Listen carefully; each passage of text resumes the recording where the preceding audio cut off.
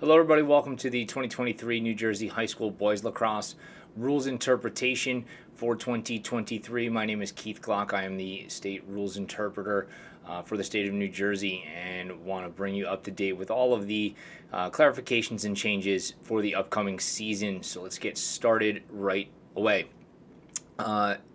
Points of emphasis, these are not changes in the rulebook, but things that we as officials and coaches should be paying special attention to. As I wrote here, 2022 was a horrendous year in terms of sportsmanship on the field, in the stands. It was something unlike, honestly, I don't know that I've ever seen before. And luckily, the state of New Jersey and the NFHS are taking steps to address these issues. Officials, you need to penalize poor behavior by players. No questions asked. That's just how things go. We're going to penalize it. Coaches, I'm going to urge you to ask more questions as opposed to immediately raising voices and making accusations. That also comes with the caveat that officials, we need to be answering questions and answering them thoughtfully. We should not be doing anything out on the field that we don't have an answer for. Why did you do that?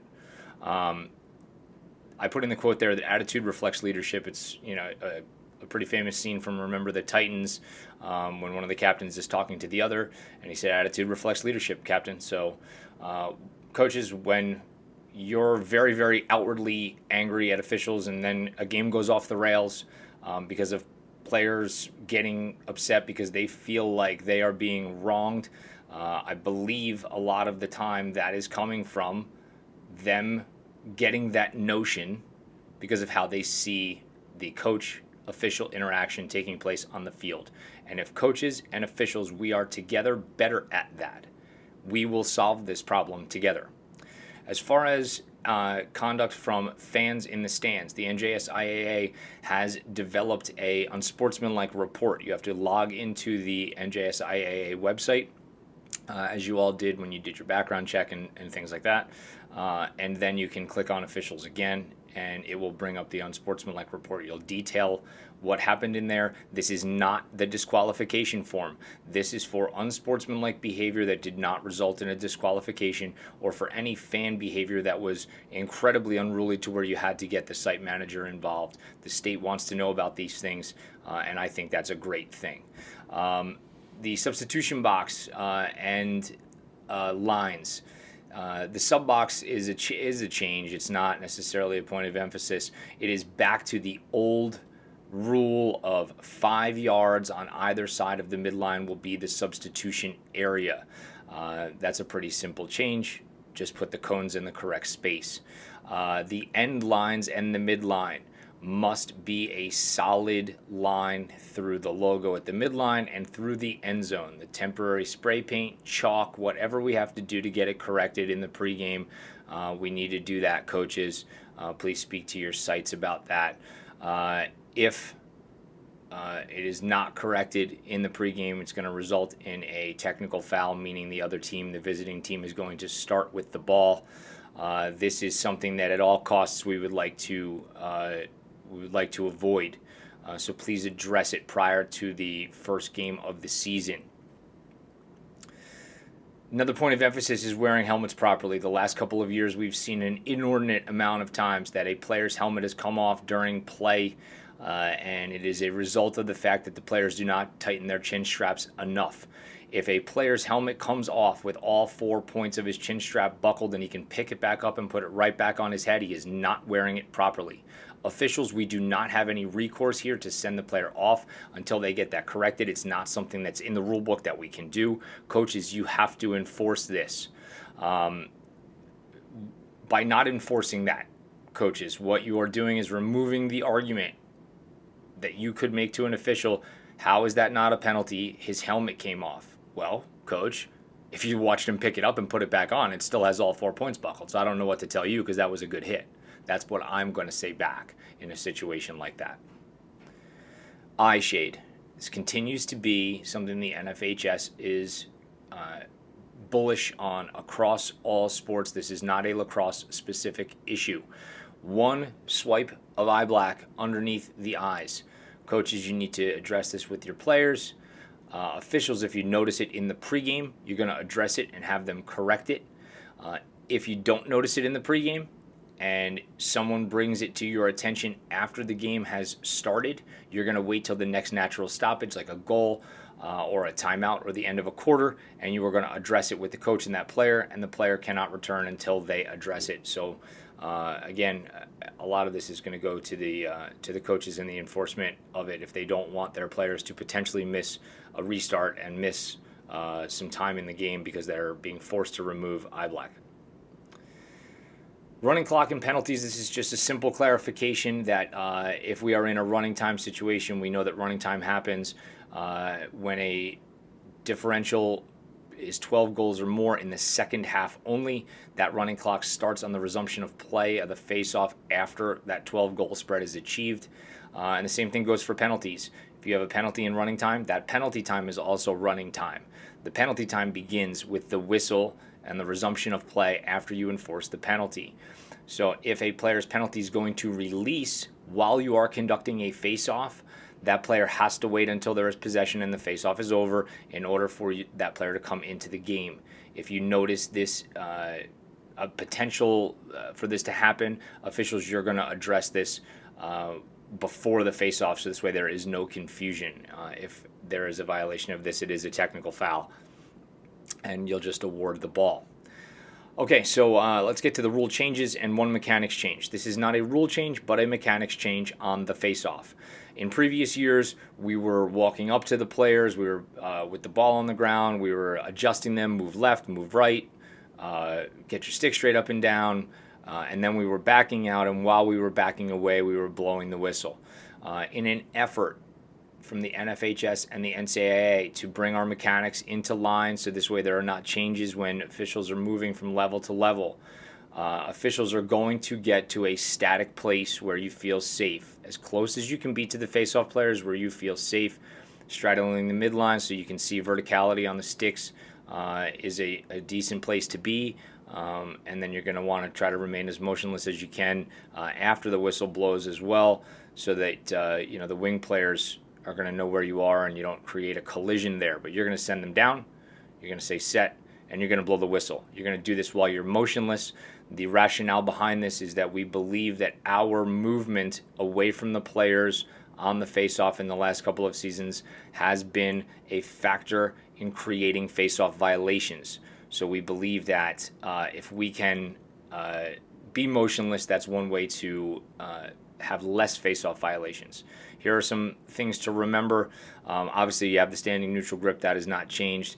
If you send the players down and they are on a knee at any point after you send them down, just stand them up and award the ball. Coaches, here is good advice for your face-off players. Here's two very easy ways to get a violation. Number one, if you go down and your sticks are not straight up and down, if one player is tilted over, we're just going to stand the players up and award the ball. If we send the players down and one player goes down and the other one waits to see where they're going, or and delays going down, we're just going to stand them up and award the ball. Make sure everybody goes down at the exact same time. Pocket construction. The wording of the new rule is here on the slide. It talks about gaps 1.68 inches in diameter, which is the size of an American golf ball. We are not, I cannot stress this enough, we are not carrying golf balls. You are not to put a golf ball in the stick. It is just, that was put in there as a logical, normal frame of reference that most people can visualize. The 1.68 inches is the standard of the diameter of any hole. Keep in mind also that the pocket has to be attached to every single one of the holes completely on the top. So if you see the stick on the left side of the screen there, it is missing being attached to the final holes on the outside. Despite the fact that the hole that is there is not 1.68 inches, it's not fully attached to the stick. Therefore, that is an illegal construction of the pocket. The one on the right, we are going to understand that 1.68 inches, that diameter of the golf ball, is when there is a lacrosse ball in the stick, because sometimes when the ball is in the stick, it pulls the mesh down, which pulls those blue strings down, and widens the diameter of those holes. You're going to ultimately have to make a decision on this about whether the hole is too big. You are judging advantage, disadvantage here when you are making that assumption, or that decision, I should say. And again, you're not using a golf ball. The penalty for these, again, is a 2-minute non-releasable foul, and every stick can be corrected before it comes back into the game. Other things that are illegal now for 2023. The photo on the left is a picture of a head. I believe it was made by, well, I don't even need to say the manufacturer. It doesn't matter. They became popular in defensive sticks at the end of the season last year, and it has a protrusion on the end of it that could become hooked on a player's equipment. Therefore, the NCAA and NFHS have made this illegal. So the stick cannot have if you have players using the stick, coaches, you need to tell them to stop, because the usage of that is an immediate 2-minute non-releasable foul. No metal cleats. We hardly see that anymore, ever, anywhere, anyhow. So that is not that big of a deal, but it is now in the rule book that you cannot have metal cleats. So here's a rule that has seemed to produce a bunch of controversy, though I believe it really should not. A goalie we have to have a properly equipped goalie on the field at all times. There's now just going to be a distinction between whether the goalie's in the crease or out of the crease. So if a goalie were to break his stick in the crease, or break a piece of equipment while he's in the crease, we're going to kill the play. Absolutely, we're going to kill the play every time, because he's in the crease and we need to make sure he's protected. If the goalie is outside the crease, we're going to treat him like any other field player. So if the goalie breaks his stick while he's outside the crease, he has to just run over to the substitution box and get handed another one. Doesn't need to leave the field. It's not a requirement of this. Just needs to go get another stick. Needs to do it legally, and everything is fine there.